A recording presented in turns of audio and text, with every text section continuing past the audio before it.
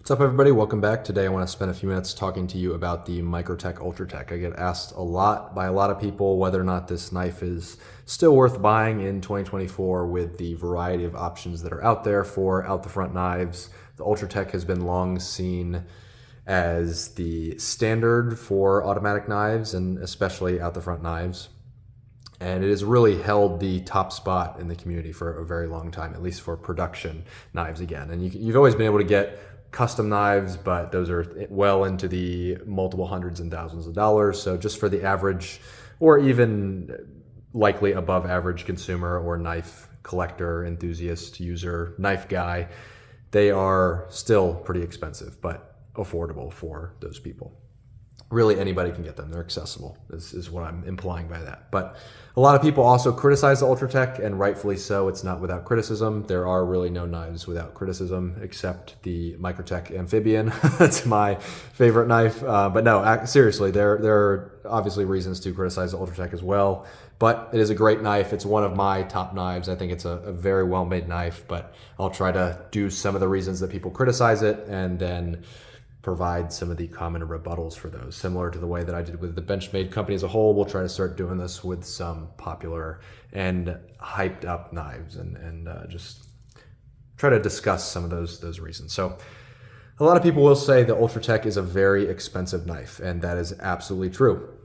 Not necessarily overpriced or anything. Some people will say it's overpriced, but just in general, it is an expensive knife. The entry models are in the $300 range. You can sometimes find a good deal on a basic stone-washed plain black one that's like 290 bucks, but still they're going to be in that $300 range definitely to start. Now you start getting up there in price as well when you have different finishes, different blade styles, different coatings, serrations, not serrations. You can get into the signature series, so different kinds of patterns on the blade. They do milling. There's a very, very large variety of designs out there for this knife, and that's going to be one of the reasons that we talk about in a little bit that it is so popular. But what I'm trying to say here is they vary a lot in price, but generally you're going to be spending 300-ish bucks on one of these. So quite expensive, and a lot of people say, you know, that's really not worth it for an out the front knife that might not be as reliable as a folder or fixed blade. Obviously they're going to be less reliable than fixed blades, but you know, it is pricey for a knife that might not be perfect all the time and has a lot of moving components that are going on inside there. So that is definitely one of the reasons. Another one of the reasons that goes along with the price and the fact that it is so expensive is that you're getting a little bit of outdated technology when you're getting an Ultratech. So the Ultratechs have just a single spring inside. They have a very nice action actually for an out the front knife. But when you compare it to some of the new stuff that's come out, for example, the Livewire, Kershaw Livewire, or some of the next gen Microtechs that are coming out, the action just simply does not compare. I mean, it's these both blow the old action away, and that's likely due to the dual spring system that's going on inside here. So both of these have two springs that are running inside, and that makes it a lot more smooth than the single spring that's inside the Ultratech. Now, with that, you have to sacrifice some of your design capability, and we'll talk about this farther in a few minutes, but the Ultratech is much more slim than these other knives, and that's, again, just because it has that one spring. You don't have to put in both of the springs as it comes with that. So that's really what it is with that. Again, you're getting the outdated technology. The Ultratech has been updated a few times over the years, but again, not yet to the point of the brand new dual spring stuff that's coming out. Taking off the glass breaker, doing some other updates and such, but again, we'll get into that in a few minutes. And finally, I think, like I mentioned at the beginning, the Ultratech is extremely popular, but a lot of people will say there are so many better options out there. You have Heretic knives, you have Kershaw that's coming out with this stuff, you have Cobra-Tech that's a little bit cheaper and assembled in the USA, you have Benchmade releasing the Shootout, another real popular model, you have all these other brands, Axial, the Axial Shift, I think it's called, Guardian Tactical. There's a bunch of other ones out there that I don't even know of because that's its whole market in and of itself. And a lot of the out the front guys will comment on all these videos and list all these other brands that I really am not that familiar with that are supposed to be better options that are at the same price point as the Ultratech. But Whether or not that's true, I don't know, but I do know that a lot of people say that. I don't really have any experience with any other than these. These are all the out the fronts that I own and I have owned.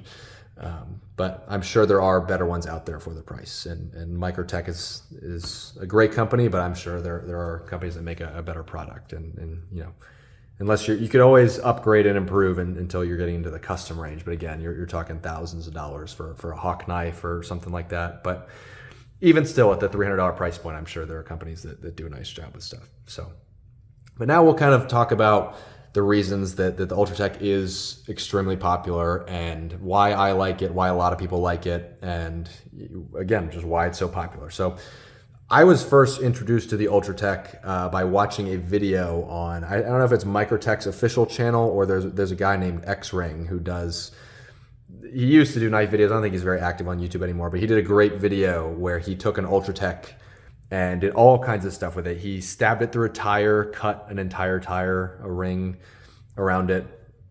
He batoned it through a 2x4, both to cut through it. So he batoned it, you know, on the top, and then he batoned it in and then wiggled it and pulled it out and did all kinds of stuff. He tied it to his truck and drove on a gravel road, threw it in the air, did all kinds of stuff to it, and it still held up. And I was like, that's really cool. And that's kind of how I caught the Ultratech bug. So it is an extremely, extremely tough and durable out the front automatic. Pretty much as durable and as tough as they come, at least in my experience and what I've seen videos of online. I've never obviously hammered my Ultratech through a 2x4, but it's nice to know that it can do that. There are also some other videos. There's lots of Ultratech torture test videos. I'll put some of those below in the description so you can watch those. They do a really nice job proving that the Ultratech is a great and durable knife. And it's been around for a long time. That's kind of one of the other reasons. It's been around, I want to say, close to 20 years, if not more than 20 years now. And the design has evolved slightly and got a little bit more slim. And I'm sure they've changed the internals a little bit, but overall the design and the quality has remained very, very top notch. And you know, a lot of people like to say that the Kershaw Livewire is a great alternative to the Ultratech, myself included. I think it is a great alternative, but we just don't know if it can hold up to, again, that 20 years of tested use, abuse, and all kinds of stuff. And there are videos of stuff. Again, CBRX, I refer people to watch his videos a lot. He does some testing and some hard use on the live wire and seems to hold up very nice, but there just is not as much data out there as there is for the Ultratech. Not saying the live wire is a bad knife at all, but that is another reason that it's just a time-tested knife, and it's been around for a while. And lots of knives have done that, and they stick around because they are great knives. So definitely a point to talk about. Like I mentioned before, there are millions, it feels like, of options with the Ultratech. You can get all these different colors. So they just have, within the anodized line, they have green, red, blue, orange, purple, violet. I think I said blue already.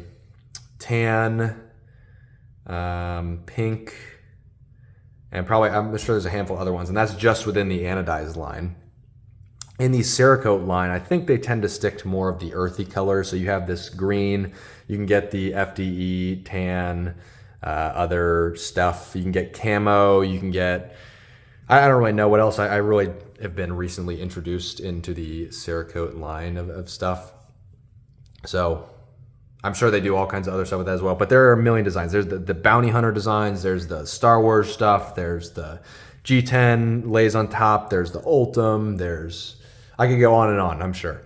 But the point is, there's all kinds of colors that you can get, and then on top of those colors, you can get different blade shapes. So I have all drop point blade shapes. That's like my favorite blade shape. I'd like to get probably a dagger one, but I feel like it's, just in my opinion, it's hard to justify a $300 price tag if it's a dagger and I can't really, you know, cut too much with it. So at least I can lie to myself and say that I'm going to use all these because they are single-edged and not double-edged. But that is kind of a moot point. So I really like the drop point, but they have drop point, Tanto, dagger, bayonet, Spartan, Hellhound, Warhound, and I'm sure I'm missing one or two in there.